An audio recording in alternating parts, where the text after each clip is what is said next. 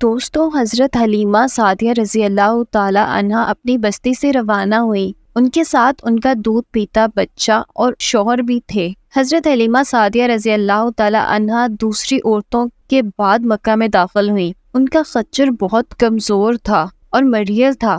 ان کے ساتھ ان کی کمزور اور بوڑھی اونٹنی بھی تھی۔ وہ بہت آہستہ آہستہ چلتی تھی۔ اس کی وجہ سے حضرت حلیمہ سعدیہ رضی اللہ تعالی عنہا قافلے سے بہت پیچھے رہ جاتی تھی۔ اس وقت بھی ایسا ہی ہوا۔ وہ مکہ میں سب سے آخر میں داخل ہوئی۔ ناظرین، اس زمانے میں مکہ میں ایک رواج تھا کہ جب ان کے ہاں کوئی بچہ پیدا ہوتا تو وہ دیہات سے آنے والی دائیوں کے حوالے کر دیتے تھے تاکہ دیہات میں بچے کی نشوونما بہتر ہو اور وہ خالص عربی زبان سیکھ سکے۔ دائیوں کا قافلہ مکہ میں داخل ہو چکا تھا۔ انہوں نے ان گھروں کی تلاش شروع کی جن میں بچے پیدا ہوئے تھے۔ اس طرح بہت سی دائیاں جناب عبد المطلب کے بھی گھر بھی آئیں۔ نبی اکرم صلی اللہ علیہ وسلم کو دیکھا، لیکن جب انہیں معلوم ہوا کہ یہ بچہ تو یتیم پیدا ہوا ہے تو اس خیال سے چھوڑ کر آگے بڑھ گئیں کہ یتیم بچے کے گھرانے سے انہیں کیا ملے گا۔ اس طرح دائیاں آتی رہیں اور جاتی رہیں۔ کسی نے آپ کو دودھ پلانا منظور نہیں کیا، اور کرتی بھی کیسے؟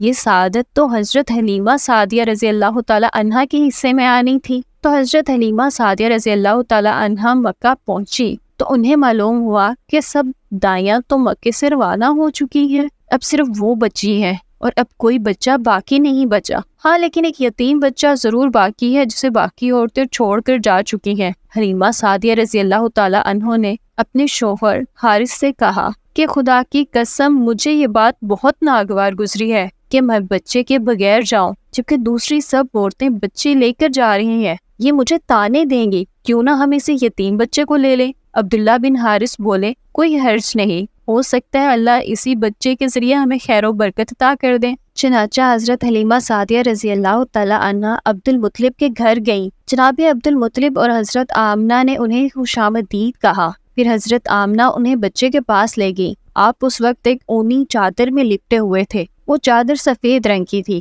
آپ کے نیچے ایک سبز رنگ کا ریشمی کپڑا پڑا تھا۔ آپ صلی اللہ علیہ وسلم سیدھے لیٹے ہوئے تھے۔ آپ کی سانس کی آواز کے ساتھ مشک کی سی خوشبو نکل رہی تھی جو کہ ارد گرد پھیل رہی تھی۔ حلیمہ سعدیہ رضی اللہ تعالی عنہا آپ کے حسن و جمال کو دیکھ کر حیرت زدہ رہ گئیں۔ آپ اس وقت سوئے ہوئے تھے۔ انہوں نے جگانا مناسب نہیں سمجھا، لیکن انہوں نے جو ہی پیار سے اپنا ہاتھ آپ کے سینے پر رکھا، آپ مسکرا دیے اور آنکھیں کھول کر ان کی طرف دیکھنے لگے۔ حضرت حلیمہ سعدیہ رضی اللہ تعالی عنہا فرماتی ہیں کہ میں نے دیکھا آپ کی آنکھوں سے ایک نور نکلا جو آسمان تک پہنچ گیا۔ میں نے آپ کو گود میں اٹھایا اور ان کی آنکھوں کے درمیانی جگہ پر پیار کیا اور عبد المطلب سے اجازت چاہی۔ بچے کے لیے قافلے میں آئی۔ میں نے آپ کو دودھ پلانے کے لیے گود میں لٹایا تو آپ دائیں طرف سے دودھ پینے لگے۔ پہلے میں نے بائیں طرف سے دودھ پلانا چاہا، لیکن آپ نے اس طرف سے دودھ نہ پیا۔ دائیں طرف سے آپ فوراً دودھ پینے لگے۔ بعد میں بھی آپ کی یہی عادت رہی، آپ صرف دائیں طرف سے دودھ پیتے تھے، بائیں طرف سے میرا بچہ دودھ پیتا رہا۔ پھر قافلہ روانہ ہوا۔ حضرت حلیمہ سعدیہ رضی اللہ تعالی عنہا فرماتی ہیں، میں اپنے خچر پر سوار ہوئی اور پھر ہمارا جو خچر چلا تو اس وقت اتنا تیز چلا کہ اس نے پورے قافلے کی سواریوں کو پیچھے چھوڑ دیا۔ پہلے وہ مریل ہونے کی بنا پر سب سے پیچھے رہتا تھا۔ میری خواتین ساتھی حیرانگی سے مخاطب ہوئی کہ اے حلیمہ، یہ آج کیا ہوا ہے؟ تمہارا خچر اس قدر تیز کیسے ہو گیا ہے؟ تو حضرت حلیمہ رضی اللہ تعالی عنہا فرماتی ہیں کہ یہ وہی خچر ہے جس کے لیے ایک ایک قدم اٹھانا مشکل تھا۔ بے شک یہ وہی خچر ہے، لیکن اللہ کی قسم اس کا معاملہ عجیب ہے۔ پھر یہ لوگ بنو سعد کی بستی پہنچ گئے۔ ان دنوں یہ علاقہ خشک اور قحط زدہ تھا۔ حلیمہ سعدیہ رضی اللہ تعالی عنہا فرماتی ہیں، اس شام جب ہماری بکریاں چر کر واپس آئیں تو ان کے تھن دودھ سے بھرے ہوئے تھے، جبکہ اس سے پہلے ایسا کبھی نہیں ہوا تھا۔ ان میں سے دودھ بہت کم اور بہت مشکل سے نکلتا تھا۔ ہم نے اس دن اپنی بکریوں کا دودھ دھویا تو ہمارے سارے برتن بھر گئے، تو ہم نے جان لیا کہ یہ ساری برکت اس بچے کی وجہ سے ہے۔ آس پاس کی ساری عورتوں میں یہ بات پھیل گئی۔ ان کی بکریاں بدستور بہت کم دودھ دیتی تھی، بس ہمارے گھر میں ہر طرف ہر چیز میں برکت نظر آنے لگی۔ دوسرے لوگ تعجب میں رہے۔ اس طرح 2 ماہ گزر گئے۔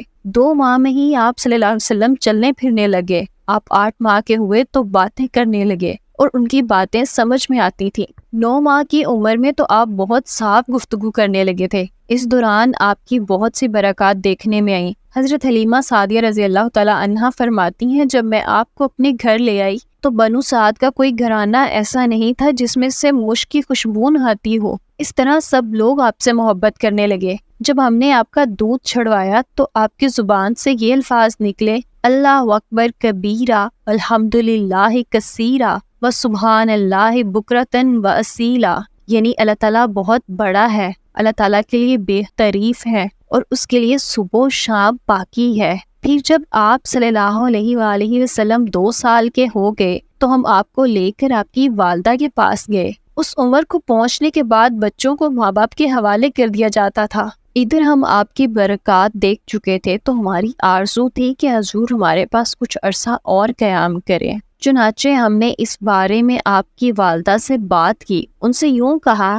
آپ ہمیں اجازت دیجیے کہ ہم بچے کو 1 سال اور اپنے پاس رکھیں، میں ڈرتی ہوں کہیں اس پہ مکہ کی بیماریوں اور آب و ہوا کا اثر نہ ہو جائے۔ جب ہم نے ان سے بار بار کہا تو حضرت آمنہ مان گئی اور ہم آپ کو پھر اپنے گھر لے آئے۔ جب آپ تھوڑے بڑے ہو گئے تو باہر نکل کر بچوں کو دیکھتے تھے، وہ آپ کو کھیلتے نظر آتے تھے، آپ ان کے نزدیک نہ جاتے۔ ایک روز آپ صلی اللہ علیہ وآلہ وسلم نے مجھ سے پوچھا، امی جان کیا بات ہے، دن میں میرے بھائی بہن نظر نہیں آتے؟ آپ اپنے دودھ شریف بہن انیسہ اور شیما کے بارے میں پوچھتے تھے۔ حضرت حلیمہ رضی اللہ تعالیٰ عنہا فرماتی ہیں، میں نے آپ کو بتایا کہ وہ صبح سویرے بکریاں چرانے جاتے ہیں، شام کے بعد گھر آتے ہیں۔ اس کے بعد آپ صلی اللہ علیہ وسلم اپنے بہن اور بھائیوں کے ساتھ جانے لگے۔ آپ خوشی خوشی جاتے اور واپس آتے۔ ایسے ہی ایک دن میں میرے بچے خوف زدہ انداز میں دوڑتے ہوئے گھر آئے اور گھر آ کر کہنے لگے، امی جان جلدی چلیں ورنہ بھائی محمد صلی اللہ علیہ وسلم ختم ہو جائیں گے۔ یہ سن کر تو ہمارے ہوش اڑ گئے۔ ہم دوڑ کر وہاں پہنچے، ہم نے دیکھا آپ کھڑے ہوئے تھے، رنگ اڑا ہوا تھا، چہرے پر زردی چھائی ہوئی تھی اور سینہ چاک کیے جانے سے آپ کو کوئی تکلیف ہوئی ہو، بلکہ ان فرشتوں کو دیکھ کر آپ کی یہ حالت ہوئی تھی۔ حضرت حلیمہ سعدیہ رضی اللہ تعالی عنہا فرماتی ہیں، ہم نے آپ سے پوچھا کیا ہوا تھا؟ آپ نے فرمایا، میرے پاس 2 آدمی آئے تھے، وہ سفید کپڑے پہنے ہوئے تھے۔ ان دونوں میں سے ایک نے کہا، کیا یہ وہی ہے؟ دوسرے نے کہا، ہاں یہ وہی ہے۔ پھر وہ دونوں میرے قریب آئے، مجھے پکڑا اور لٹا دیا، اس کے بعد میرا پیٹ چاک کیا، اس میں سے کوئی چیز تلاش کرنے لگے، آخر انہیں وہ چیز مل گئی، انہوں نے اسے باہر نکال کر پھینک دیا، میں نہیں جانتا وہ کیا چیز تھی۔ وہ ناظرین، وہ دونوں حضرت جبرائیل حضرت میکائیل علیہ السلام، واقعے کے بارے میں دوسری روایات میں آتا ہے کہ وہ سیاہ رنگ کا ایک دانہ سا تھا۔ یہ انسان کے جسم میں شیطان کا گھر ہوتا ہے اور شیطان انسان کے بدن میں یہیں سے اثرات ڈالتا ہے۔ حضرت حلیمہ سعدیہ رضی اللہ تعالی عنہا فرماتی ہیں، پھر ہم آپ کو گھر لے آئے۔ اس وقت میرے شوہر عبداللہ بن حارث نے مجھ سے کہا، حلیمہ مجھے ڈر ہے کہیں یہ بچے کو کوئی نقصان نہ پہنچا دے، اس لیے اس کے گھر والوں کے پاس پہنچا دو۔ میں نے کہا ٹھیک ہے۔ پھر ہم آپ کو لے کر مکہ کی طرف روانہ ہو گئے۔ جب ہم مکہ کے بلائی علاقے کی طرف پہنچے تو آپ اچانک غائب ہو گئے، میں حواس باختہ ہو گئی۔ حلیمہ سعدیہ رضی اللہ تعالی عنہا فرماتی ہیں، میں پریشانی کی حالت میں مکہ پہنچی۔ آپ کے دادا عبد المطلب کے پاس پہنچتے ہی میں نے کہا کہ میں آج رات محمد کو لے کر آ رہی تھی، جب میں بلائی علاقے میں پہنچی تو کہیں گم ہو گئے، اب خدا کی قسم میں نہیں جانتی وہ کہاں ہے۔ عبد المطلب فوراً کعبے کے پاس کھڑے ہو گئے اور انہوں نے آپ کے مل جانے کی دعا کی اور آپ کی تلاش میں روانہ ہو گئے۔ ان کے ساتھ ورقہ بن نوفل بھی موجود تھے۔ غرض دونوں تلاش کرتے کرتے ابن تہامہ کی وادی میں پہنچے۔ ایک درخت کے نیچے ان کو ایک لڑکا کھڑا نظر آیا، اس درخت کی شاخیں بہت گھنی تھی۔ عبد المطلب نے پوچھا، لڑکے تم کون ہو؟ حضور صلی اللہ علیہ وسلم چونکہ اس وقت کافی قد نکال چکے تھے، اس لیے عبد المطلب پہچان نہ سکے۔ آپ کا قد تیزی سے بڑھ رہا تھا۔ جب آپ نے فرمایا، میں محمد بنت عبداللہ بن عبد المطلب ہوں، یہ سن کر عبد المطلب بولے، تم پر میری جان قربان، میں ہی تمہارا دادا عبد المطلب ہوں۔ پھر انہوں نے آپ کو اٹھا کر سینے سے لگایا اور رونے لگے، آپ کو گھوڑے پر اپنے آگے بٹھایا اور مکہ کی طرف روانہ ہو گئے۔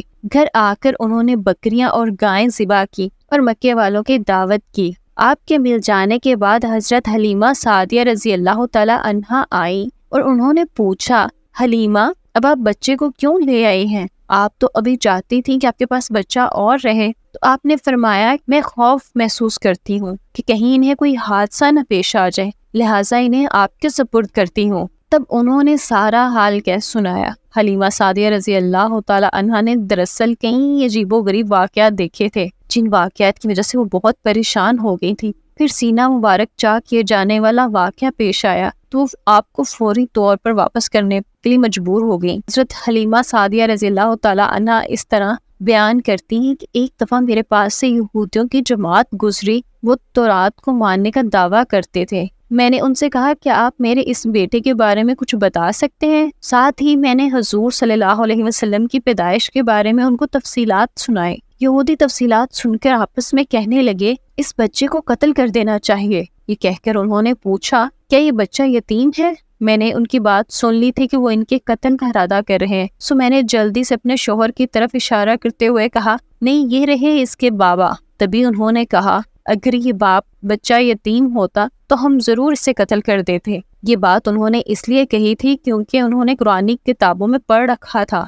کہ ایک آخری نبی آنے والے ہیں جن کا دین ساری دنیا میں پھیل جائے، جن کا ساری دنیا میں بول بالا ہوگا۔ ان کی پیدائش میں بچپن ہی میں یہ علامات ہوں گی کہ وہ یتیم ہوں گے۔ چونکہ حلیمہ سعدیہ نے ان سے کہہ دیا کہ یہ بچہ یتیم نہیں ہے تو انہوں نے خیال کر لیا کہ وہ بچہ نہیں ہے، اس طرح انہوں نے بچے کو قتل کرنے کا ارادہ ترک کر دیا۔ اسی طرح ان کے ساتھ یہ واقعہ پیش آیا کہ ایک مرتبہ وہ آپ کو عکاس کے میلے میں لے گئی۔ جاہلیت کے دور میں یہاں بہت مشہور میلہ لگتا تھا۔ یہ میلہ طائف اور نخلا کے درمیان میں لگتا تھا۔ عرب کے لوگ حج کرنے آتے تھے تو شوال کے مہینہ اس میلے میں گزارتے، کھیلتے کودتے اور اپنی بڑائیاں بیان کرتے۔ حضرت حلیمہ سعدیہ رضی اللہ تعالی عنہا آپ صلی اللہ علیہ وسلم کو لیے بازار میں گھوم رہی تھی کہ ایک کاہن کی نظر آپ پر پڑی اور آپ کو ان کی ختم نبوت کی ساری علامات نظر آ گئی۔ اس نے پکار کر کہا کہ لوگوں اس بچے کو قتل کر دو۔ حضرت حلیمہ سعدیہ رضی اللہ تعالی عنہا گھبرا گئیں اور آپ صلی اللہ علیہ وآلہ وسلم کو وہاں سے لے کر بھاگ گئیں۔ میلے میں تمام لوگوں نے کاہن کی آواز سن کر کس بچے کو قتل کرنے کی کوشش کی جائے،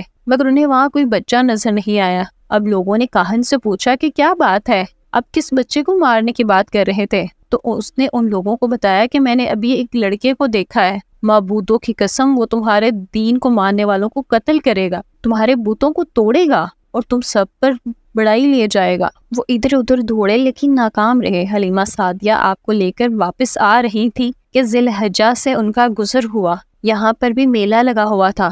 اس بازار میں ایک نجومی تھا، لوگ اس کے پاس اپنے بچوں کو لے کر آتے، وہ بچوں کو دیکھ کر ان کی قسمت کے بارے میں اندازے لگاتا۔ حلیمہ سعدیہ اس کے نزدیک سے گزری تو نجومی کی نظر حضور اکرم صلی اللہ علیہ وسلم پر پڑی۔ وہ نجومی آپ صلی اللہ علیہ وسلم کی مہر نبوت نظر آ گئی، ساتھ ہی آپ صلی اللہ علیہ وسلم کی آنکھوں کی خاص سرخی اس نے دیکھ لی۔ وہ چلا اٹھا، کہنے لگا اے عرب کے لوگوں اس لڑکے کو قتل کر دو، یہ یقیناً تمہارے دین کے ماننے والوں کو قتل کر دے گا، تمہارے بتوں کو توڑ دے گا اور تم پر خار کھائے گا۔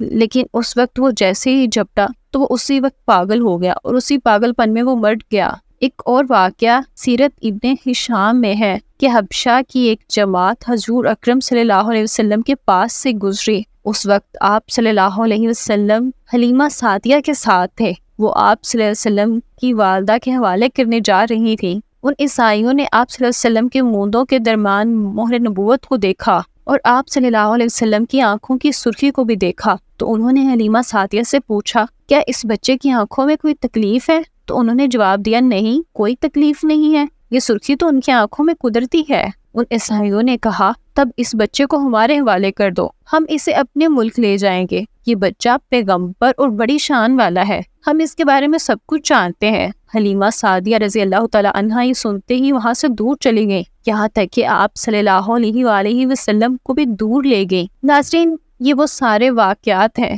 جن میں سب سے اہم واقعہ سینہ چاک کرنے والا تھا۔